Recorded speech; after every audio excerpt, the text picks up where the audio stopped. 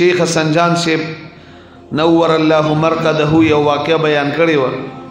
یو نوجوان پولیس والو ونیو، جیل ته لاړ.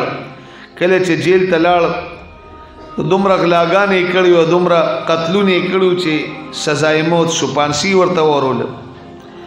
نو دا د پانسی دا مجرم چې دنه په اخره کې تپوس کوي د دې سزا موت کې دونه یو ورځ دوه مخ کې چې هلکه که په څه د زړه دې پسې ارماني او ممکن نو موږ ته ووایي چې پورې خو در لاسې م رواني.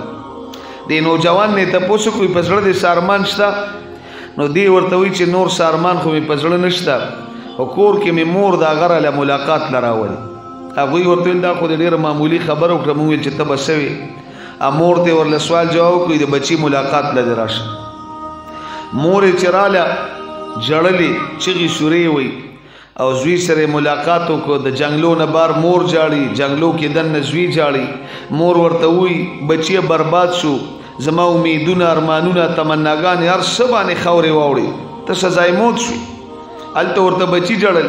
کله چې ملاقات ختم شو دا مور ته روانېده، نو دا بچی ورته وی مورې دا لاسونه د جنګلو کې لږ را دننه که اخري ملاقات ته چې زه ښکل کړم.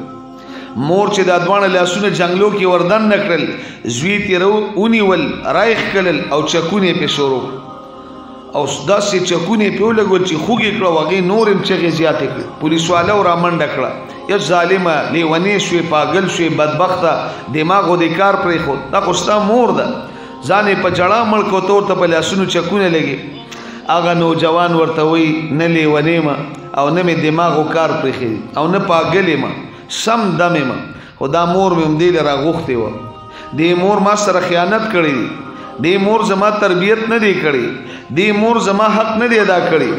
ما په ړومبي ځل په ماشوموالي د ګاونډیانو د کور نه د چرګې انډې را پټې کړې، او زه چې کور ته رالم دې مور په دواړه مخه ښکل کړم، ځان تې را نږدې کړم، په دې لاسونو په ملا وټپولم او شاباس یې راکړه چې بچیه دومره ورکوټ یې دونه تکړه چا ډونه لیدلې.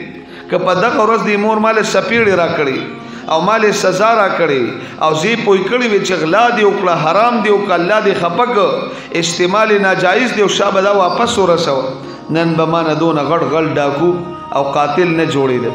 دا د دې مور د وجې دې زما حق نه دی ادا کړی، اوس را پسې جاړي.